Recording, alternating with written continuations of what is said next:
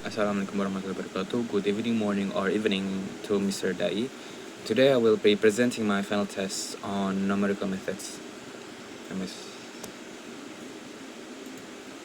Firstly, at Muhasabah, over the past fourth semester in numerical methods, I am pleased with the progress that I have made this far.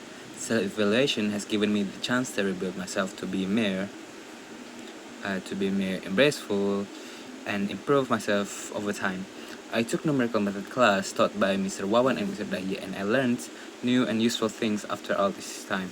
Although I have missed some of the class due to some problems, this concept of conscious thinking made me realize as a human how to accept and move on to evaluate myself more. Although it has been a rough time for me at home or at college, I shall continue with a smile on my face in the future. And thus, die E5 conscious thinking. Firstly, intention. Intention refers to a purposeful or planned objective that someone aims to achieve it. It involves deliberate and conscious decision to act in a certain way. Initial thinking is the first phase of the conceptive process when an individual starts to consider or contemplate an idea, problem, or situation. Idealization is a process of envisioning or conceptualizing something in perfect or ideal form, often including practical limitation or real-world imperfections. Instruction sets refers to collection of commands or instructions that are followed to perform a specific task or achieve a particular outcome. The intention is to determine the best shock absorber for the suspension system of the STT to avoid any damages to the satellite. And this involves solving the differential equation for the two non-homogeneous systems with external forces, analyzing the displacement and evaluating the performance.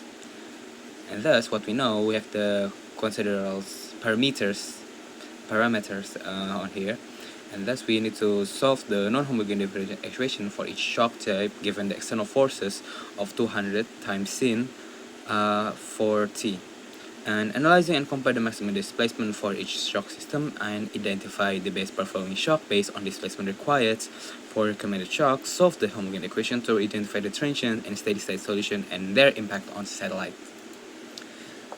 And idealization, we assume the shock are ideal in a system and external forces is sinusoidal. Initial conditions are x equals 0 and dy over dx as 0. The equation can be solved using methods for linear differential equation with sinusoidal forcing function.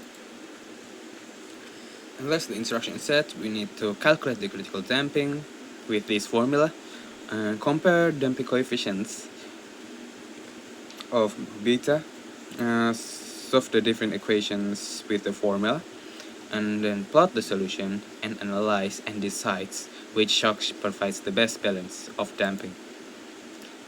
And thus we have the parameters at the air coasters, cloud riders, and extreme shocks with the formula below, and then we can plot the parameters on MATLAB to achieve it.